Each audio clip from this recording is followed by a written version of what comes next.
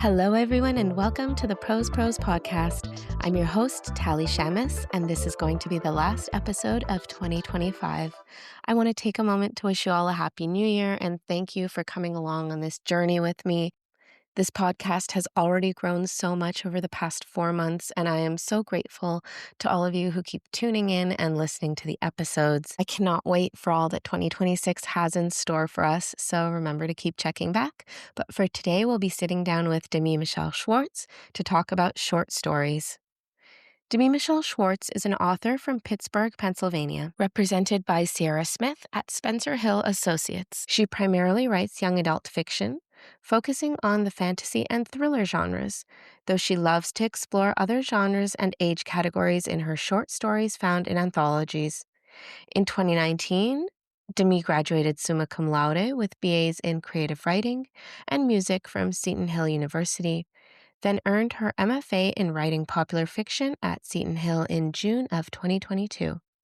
Along with being an author, Demi is the host of Literary Blend, a publishing podcast, a freelance fiction editor through her independently run services, Amethyst Ink Editorial, an editor for Revise Resub, RevPit, and an award-winning songwriter and recording artist. So, Demi, why don't you tell me about your writing journey? I have always loved writing ever since I was little. When I was a senior in high school, my creative writing teacher told me that he thought I should major in English in college. But I already decided to be a music major. But my freshman year of college, I took an honors English course, and my professor told me the same thing. She's like, "You should major in English." And I'm like, "This is the second person who told me this. I should probably look into it more." So I started taking some classes as a minor in creative writing. Loved it so much that I added a major. Basically, when I was a junior, I did a 4-year degree in 2 years, which was crazy. I took like over 20 credits a semester because that was insane. As soon as I finished undergrad, I went to my MFA in writing popular fiction program, graduated from that in 2022. Then, right after that, I started querying. The first time I queried, I did for about a year and 4 months, and then signed with an agent, and earlier this year, I decided to seek new representations. But aside from being an author and writing books, I also have an obsession with short stories, which is why we're here today. I'm also a freelance editor. I have my own publishing podcast, and I'm an editor for RepPit, which is really fun. Wow, so it sounds like you've been keeping pretty busy. Yeah. That's awesome. So, given your background, your education, I think it would be great to dive into some craft questions.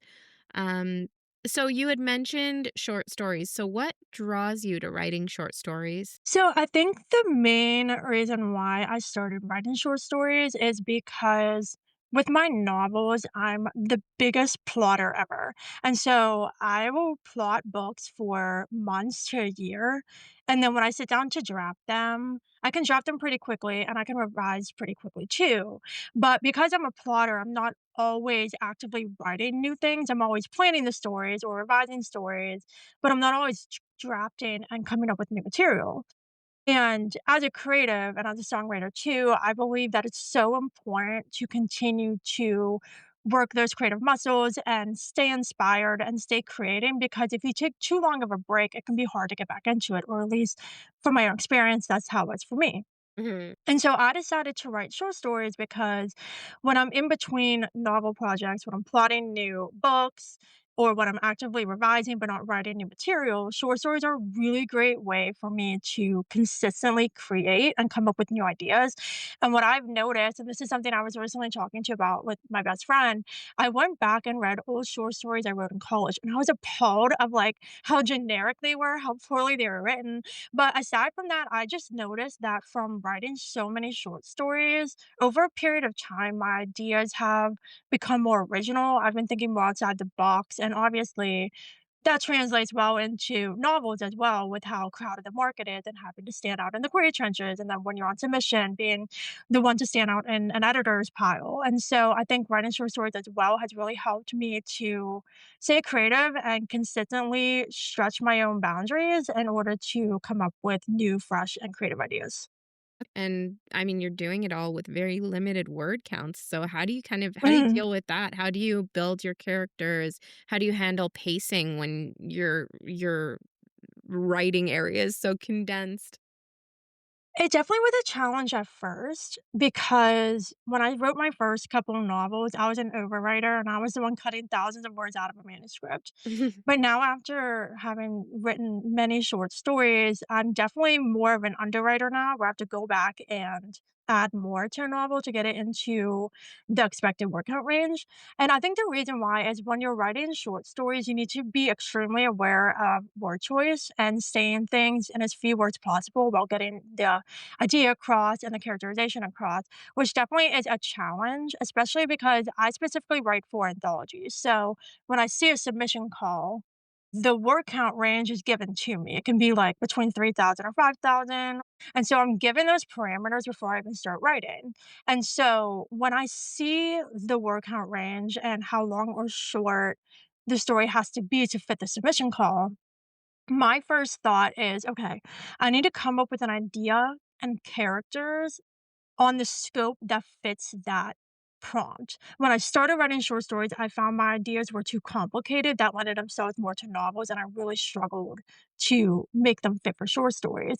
Specifically with characterization, we still need to feel connected to the character. We still need the interiority, and this characters still need to feel real and developed. But what I found is a really great way to have a compelling short story character in the few words you're given is to really focus on one thing about them that causes them to either change by the end of the story or have some kind of realization.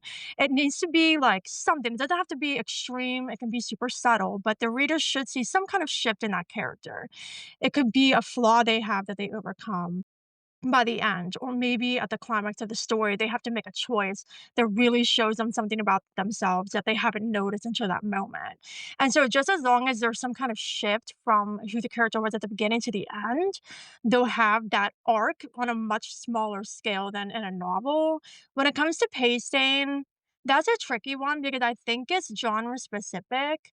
Like for example, I write in my novels, I write fantasy and thriller, but in my short stories, I love to explore other genres and I write pretty much anything. And so I found that the pacing approach varies based on what I'm writing. So if I'm writing a very atmospheric horror, maybe the pacing's a little slower just to like really get into the atmosphere and the lingering suspense and the tension and holding the reader in that moment versus like a very high stakes adventurous fantasy. The pacing will be much quicker, and so it's always a challenge when I start, but this is where I feel like beta readers and critique partners really come in because they're the ones who point out, maybe you can linger in this moment a little longer. We want a little more here. Or maybe this section of the story feels a little slow and it's taking a little too long to get to this part. Maybe tighten this. And so feedback is super important as well to help with pacing. Now, once you've got all of that down, what does your revision process look like, and how does that differ between short stories and your longer form writing? So I don't think it differs that much, which is interesting because they're the ones are super short and the other one's super long. Obviously, the novels take way longer to revise, and when I revise my novels, I go chapter by chapter because that's how my brain works. I'm not the one to jump around. I literally go chapter by chapter. But in terms of the short stories, what I like to do is after I finish a draft, I do revisions on my own. I do a round of line edits to make it as clean as I possibly can. Then I have a couple friends read it, and that's the same with my novels. I never ever submit anything without getting feedback, and I think that's extremely important. I think we need outside perspectives in order to fully realize our visions for stories and make them be what they're meant to be. And so the same thing applies with my short stories, and especially when I'm working toward an anthology deadline, I definitely keep that in mind as well because I'm not the person to submit the day of the deadline. Say an anthology submission is due November 1st. I will make sure to have that drafted at least a couple weeks earlier. That way I can do some revisions on my own, send it to some friends, get the feedback, revise, and then let it sit for a day or two, and then go back and revise it one more time with fresh eyes. I think having space from a project is so important, and I do that with my novels as well, because if you have some separation from it and then go back and read it again with fresh eyes, then you can pick up on things that you didn't notice the first time or even the second time you revised it. So that's a little glimpse into how I revise my stories. Okay. And so you mentioned sending it to your friends and having them take a look. Do you ever get feedback that you disagree with? And if so, how do you handle that? Yeah, so I think sometimes I don't know if it's necessarily that I disagree because I think that all feedback has a place. And the feedback that I find less or the least helpful is the kind that's extremely subjective to the point where maybe someone reading the story just isn't a fan of the trope I use. And so of course they're not going to enjoy the story as much as others because if they don't like that trope, they're gonna have their perspective of like, I don't know about this, I don't like that, and it becomes really subjective. Mm, And so that's not feedback I necessarily disagree with because that's their personal preference. But what I recognize is that wasn't the reader for the story, and that's totally okay. Like, there's nothing wrong with that. mhm, But I find as well with feedback is if somebody would suggest something that doesn't exactly align with my vision, I never discard it because what they're pointing out, and this goes for novels as well. If mhm, somebody points something out in your story and they're saying, "I think you should do this," or "This part isn't working for me, and maybe you can try that." And even if their suggested change doesn't resonate with your vision, they're still pointing out an area of the story that didn't work for them for some reason. And so, if I get a suggestion on one of the elements of the story and changing it would ruin my vision for the story, which I always keep in mind, I wanna make sure I tell the story I wanna tell, but their comment makes me realize, okay, there's something off about this character. It might not be what they specifically said, but it's making me realize something needs to change. And so I always really stress for everyone, like when you get feedback, really sit with it and mhm, read between the lines. Sometimes a piece of feedback isn't exactly the right fit for your story, but it will spark a new idea for mhm. something that's adjacent to their suggestion that really helps strengthen the story. Right. That makes sense. And then I guess on a related note, how do you decide ultimately what to cut? And do you ever have trouble cutting things? I do. I have trouble cutting things. I also have trouble adding things, which is why when I plot my books, I try as hard as possible to like get the first draft in the ballpark of the word count because I'm like, I don't want to like cut things to make the pacing too fast or add things just to add things and slow things down. So it's always a challenge. I think again, this is where like critique partners and beta readers come in because there might be a paragraph in the story that I feel is necessary, but from the reader perspective, I could get 3 friends saying the same thing, which is that paragraph doesn't really need to be there because we can infer what the character's thinking here on our own. And so little things like that and, just reading it, like, the separation from it really helps because there's so many times where I have, like, details and I'm reading it back and I'm like, "That isn't necessary," or I'm reading my story back and there's a part where I feel like the pacing here is too quick. Maybe I can slow down here just a little bit. And so it really comes down to the separation from the story and allowing yourself to see it as close as possible from the viewpoint of a reader to kind of shift your perspective. And if this was a story written by another author and I'm editing it for one of my Amethyst Ink authors, what would I tell them? And I try to put my editor hat on like that when I'm reviewing my own stories too. Right. Yeah, that makes sense. Now, we know that you have a background in terms of your degrees in writing. W- How do you think that that formal education compares to people that are self-taught or to people that rely on their community, social media, craft books? And I guess related to that, are there any tools or craft books or courses that you would recommend to someone that maybe doesn't have an MFA? Yeah, so my 3 favorite craft books, I hope I'm not gonna mess up the authors, but I got the titles right. So the one that I absolutely love that I really encourage authors to read, especially if they're struggling with voice and characterization, is Writing the Intimate Character by Jordan Rosenfeld. That one's a great one with point of view, voice, perspective, interiority, and characterization, which is great. Another one is GMC Goal Motivation Conflict by Deborah Dixon. This was the required reading I had to do when I first started my MFA program, and it is amazing because It ties into GMC, which is goal motivation conflict, which all characters need to have, even short story characters. But this also ties into agency. And so if you're ever getting feedback from agents or beta readers saying your characters are lacking agency, what that means is that their GMCs aren't clear enough. And because of that, it feels like the character is just moving through the story while the plot's happening to them, rather than the character taking the reins of the story and driving the plot toward their goal and being fueled by their motivation. And so that's a really great book to really dig deep into what goal, motivation, and conflict are and how you can strengthen those elements in your own writing. Mhm. And then the last one, which is one of my favorites as well, is A Writer's Guide to Active Setting by Mary Buckham. One of my MFA professors actually had me read this one semester because I was really struggling with setting descriptions, and I was going about it in not the best way. And this book completely changed my perspective on setting, because when you include sensory details and you're describing something in a story, it should all be filtered through your character's perspective. Mm. If you have two different characters who walk into a room, they're going to notice different things and feel different ways based on the setting, based on who they are as people, their backstories, their personalities.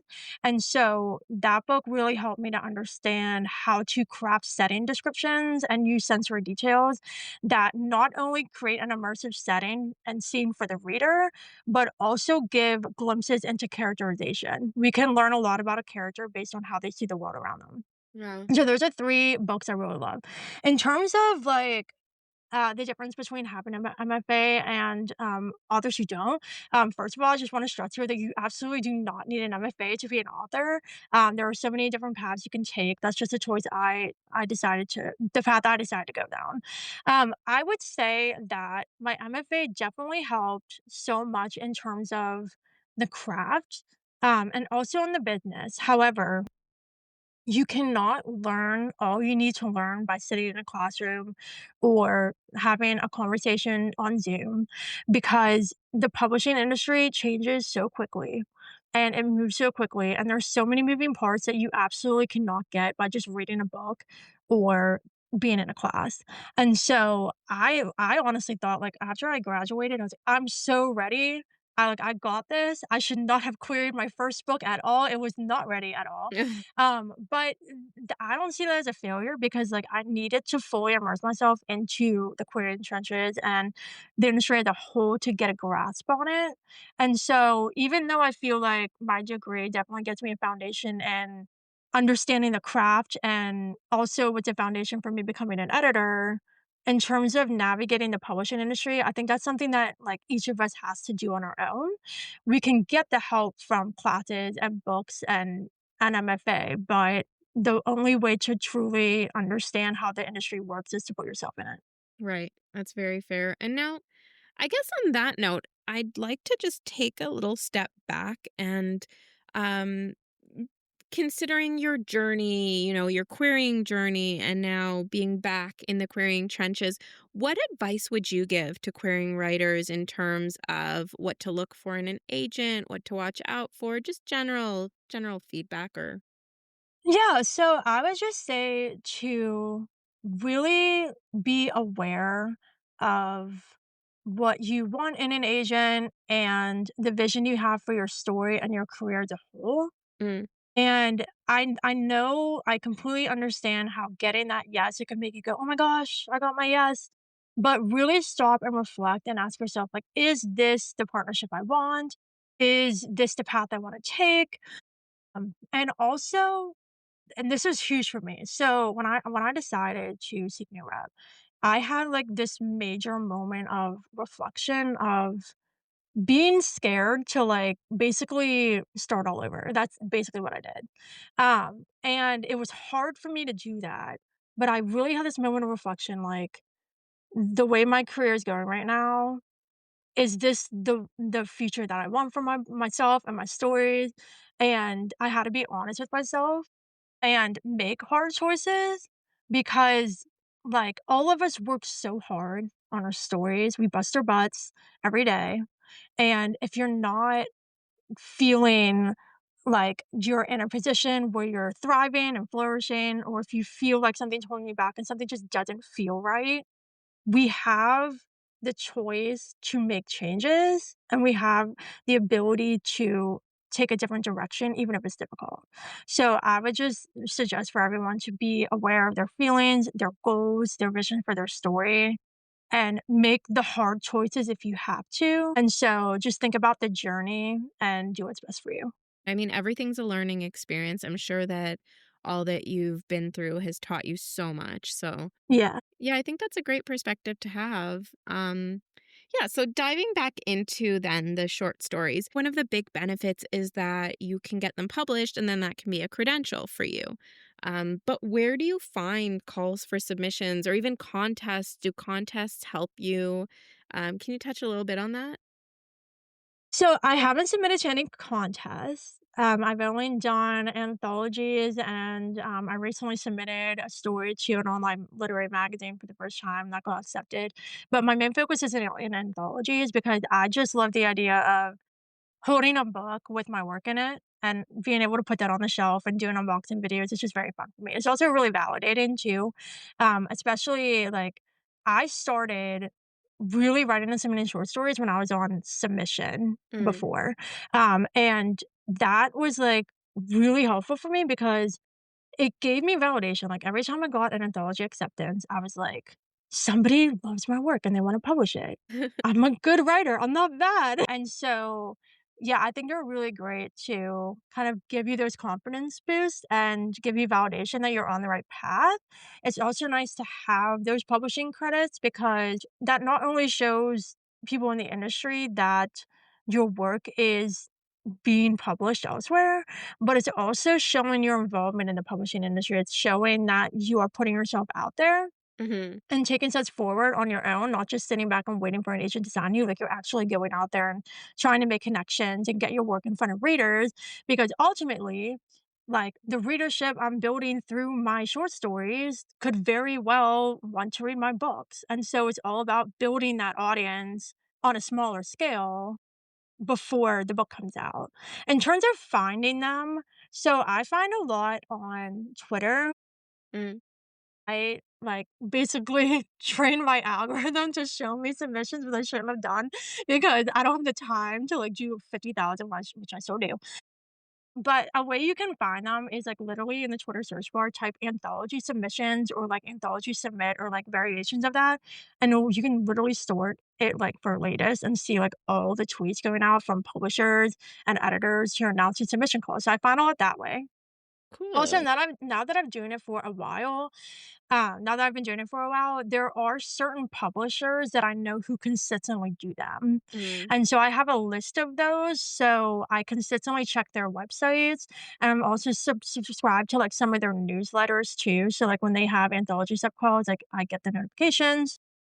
And so those are some ways I get them. Also, several of my friends also submit to anthologies. I'm proud of myself because I got them all obsessed with them too. And so they'll be like, "Hey, Jimmy, like, did you see this one?" I'm like, "No, I didn't." And then so we kind of exchange sub calls too. So if you have any writer friends who you know writes for anthologies, definitely ask them like, "Hey, I want to write a horror short story. Do you know of any horror anthologies coming up?" Or I love romance. Do you have any romance suggestions for anthologies? So your network and the writing community is also great. I've seen people literally just tweet, "Hey guys, any submission calls?" And believe me, I'm in your replies, letting you know what's open.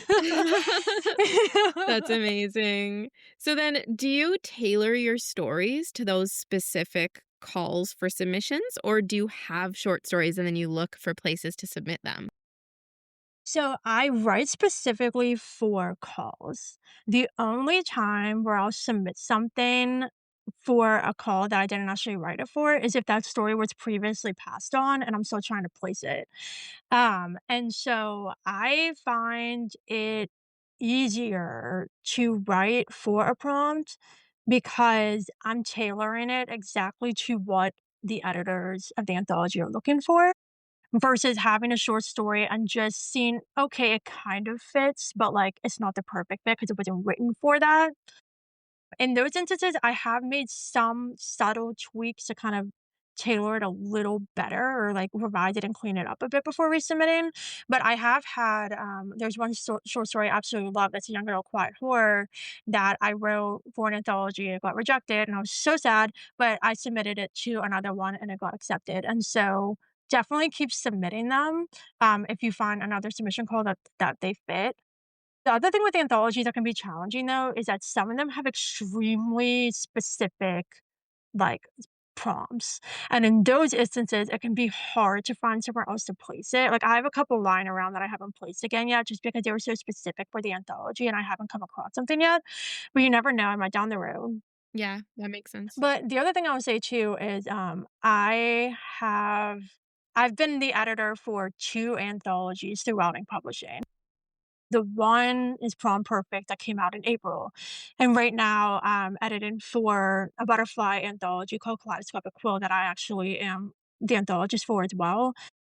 And from being on the submission side and like reading like submissions like as they come in and evaluating them and deciding on like who's going to be accepted, it's easy to tell, like, who actually wrote stories specifically for the project and who actually took the time to revise and give feedback, because you don't know going into it how much editorial work is going to be done in your story. Yeah, And so from being on the other side and seeing submissions come in and seeing how many submissions come in and the percentage of, like, stories that are accepted, that's given me a whole new mindset of like, there could be nearly 100 authors or more submitting to this, and they might only accept 30 to 40. So right. I need to make sure that I'm writing something that not only fits what they want, but also something that's polished and clean. Anthologies are not places to submit first drafts to. Right, right. So I know that when we're submitting queries, we sometimes get revise and resubmit or even on submission.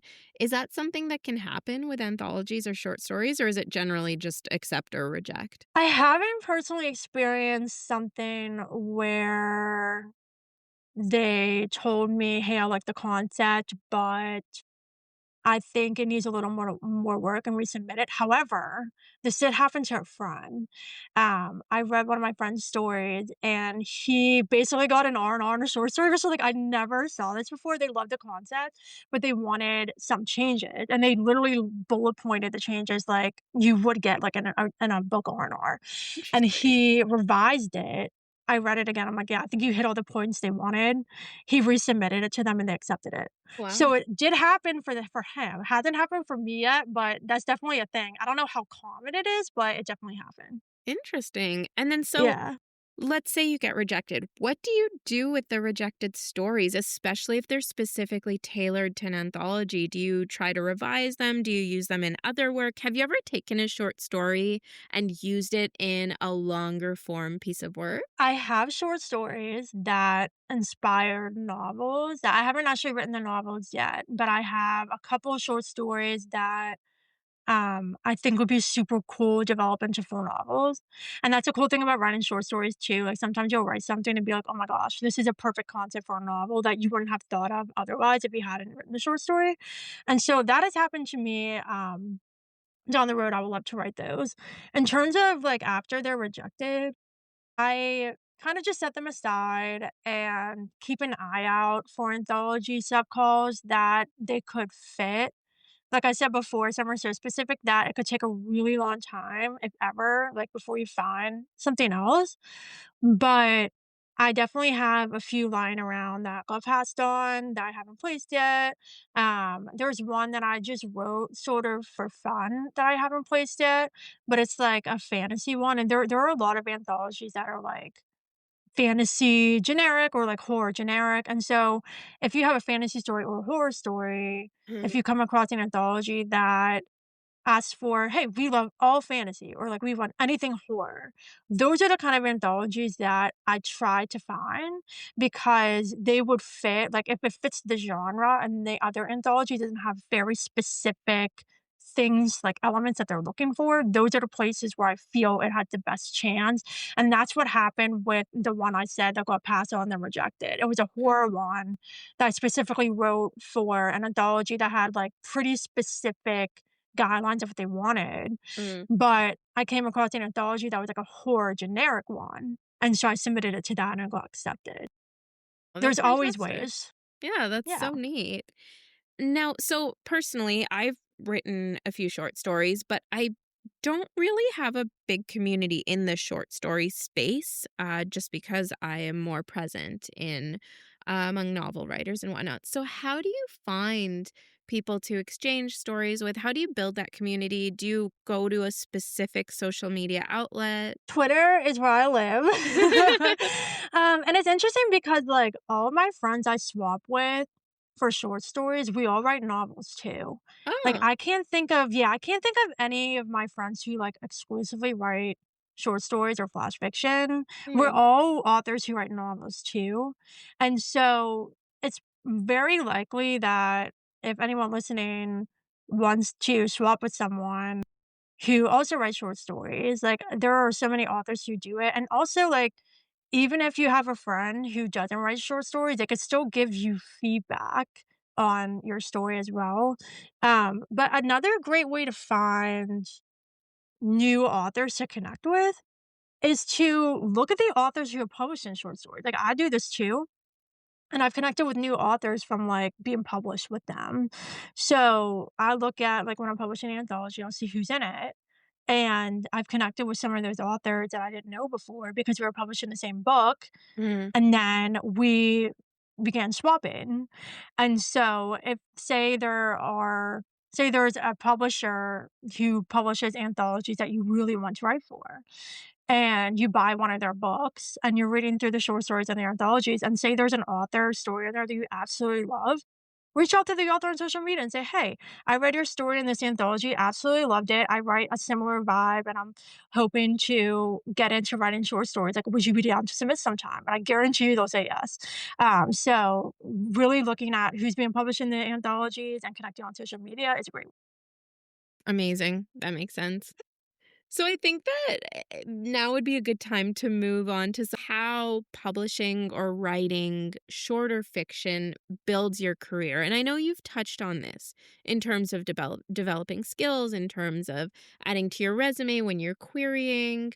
Um, so would you say that writing novels and short stories are pretty much intermingled, or do you find that there's separate paths for you? See them as similar, but they're definitely separate in the way that, like, my agent isn't going to be pitching my short stories. Like, that's something I do independently myself. Okay. Versus with the books, like, I want to go traditional. And so there's a whole different level of focus and direction with that. Mm, I find that writing and submitting the short stories gives me a constant sense of control over my writing because I'm choosing what anthologies I'm submitting to, what stories I'm writing, where I'm putting them, who I'm sharing them with. And so I have 100% control over my short stories versus the novels is not the case with that. And so in that instance, I think they're a little different. However, like I said, like, a lot of my friends do both. And so for me, like, the worlds definitely collide. yeah.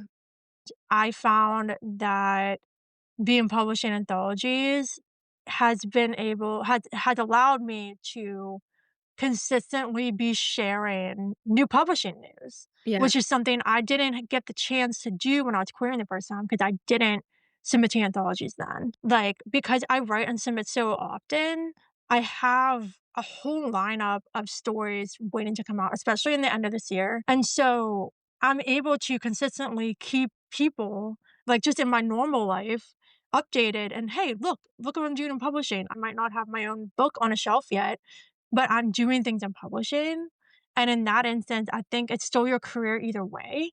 It's just allowing you to share things on a more consistent basis and give yourself a foundation that you are taking steps forward on your publishing journey, even if you haven't reached that big milestone yet. That's fascinating. The fact that you mention, I hadn't even thought of, you have an agent that represents your novels, but you also have this body of writing.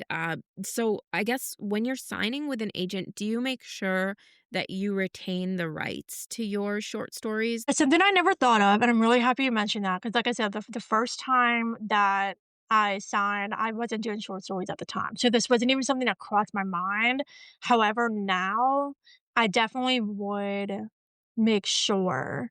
But I feel like, I mean, the only thing they would represent is if I did a short story collection. Right. But representing standalone stories feels like they wouldn't have any kind of claim to that, but that's a really good point, and I'm definitely going to note that on my when I get another offer question list. That's a really good one. Yeah, see, sometimes I regret not getting an MFA, but I guess having a law degree does give me some insight. Now that you've got that piece of knowledge, what is some advice that you would give to someone that's just starting out submitting stories? I would just say to give it a try and have fun with it. The nice thing about short stories that's completely different from a novel is it's way lower stakes. When you write a novel, you could spend a year plotting it. You can spend months drafting it. You can spend years revising and getting feedback. And then once you start querying it, you're like, literally, like, I feel like I'm on the precipice of a cliff right now because if this doesn't survive the trenches, then I'm looking back on all the time and effort I put into the story just for it to die. And that's not the case with short stories. I typically can write short stories in a day or 2. They're Mm, very short, like, it's those short stories, you can write them very quickly, yeah. and the stakes are so much lower because, sure, you took time to write them, but if you submit it somewhere and it doesn't get accepted, that's totally fine. You can keep submitting just like you do when you query, but because it's such lower stakes, you don't have the pressure attached, like, "This is my whole life in my hands," like, this is my career. I can't mess this up. You can have more fun. I've literally written genres that I never imagined writing. Like, I'm straight up writing like meet cute romance flash fiction for some things. Like, I would have never done that with a novel, like with novels. But it's fun because like I see stuff, I'm like, oh, that's cool. Never did that before. With horror, like I have an obsession with writing horror short stories, which in before never thought I would like horror. Now I'm currently plotting a new thriller and I'm adding gothic horror elements to it just because I love writing horror so much. Yeah. And so if you allow yourself to have fun and just like try whatever and be experimental, you can discover new genres you like to write. You can, be creative and come up with new ideas you wouldn't have thought of otherwise because you're following a prompt. And the bonus is getting the acceptance, but the fun part is exploring different themes and genres and forcing yourself to write to a prompt, which is a really good skill. So I would just say to have as much fun as possible and try not to put a lot of pressure on it. And since you mentioned prompts, that's actually so funny because I'm pretty sure that I said that I haven't really written short stories, but your comment on prompts got me thinking about how I've had so much fun writing to prompts.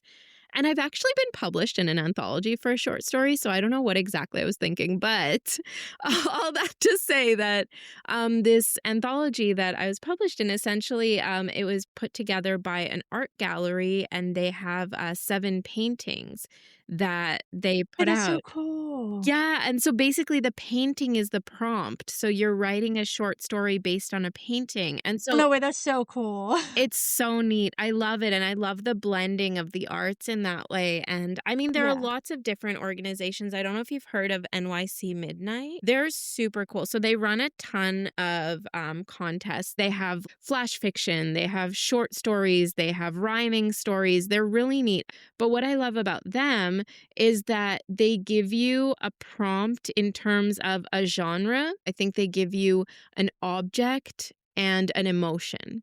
So you have to work this object and emotion into a short story from a random genre. So you never know what you're going to get. And the first one I ever got when I entered was comedy. And I'm like, I I am not think I've heard of funny. this now that you're talking more about it. I feel like I've heard of this. Yeah, it's really cool, just all these opportunities, but it's fun. It really kind of broadens your horizons and pushes you to the edge of your comfort zone, in terms of like I don't write comedy, I write horror, I write fantasy. So, yeah. Yeah. Yeah, it's really fun, and that's the thing too with, like, writing short stories, like, there's so many anthology subcultures, it's impossible to write from them all. Yeah. So I, like, really focus on which ones do I feel compelled to write for? Which ones pique my interest? There's one that I'm submitting for this week that the prompt was literally like they wanted it to be fantasy, Yeah. but connected to the language of flowers. Oh, So, like, it's like a flower themed anthology with fantasy. I'm like, "That's so cool." Like, okay. And it took me a while to come up with something, but it's really fun when there are these wild calls that, like, you never would think of that these publishers and editors come up with, and then it forces you to think outside the box, which is always great as a writer. that's really true. Well, thank you so much, Demi. This has been such a Yeah. fantastic conversation. Yeah, thank you for having me. And thank you all so much for tuning in. I hope you have an absolutely wonderful new year. And this is the Pros signing off for 2025. We'll see you next Tuesday in 2026.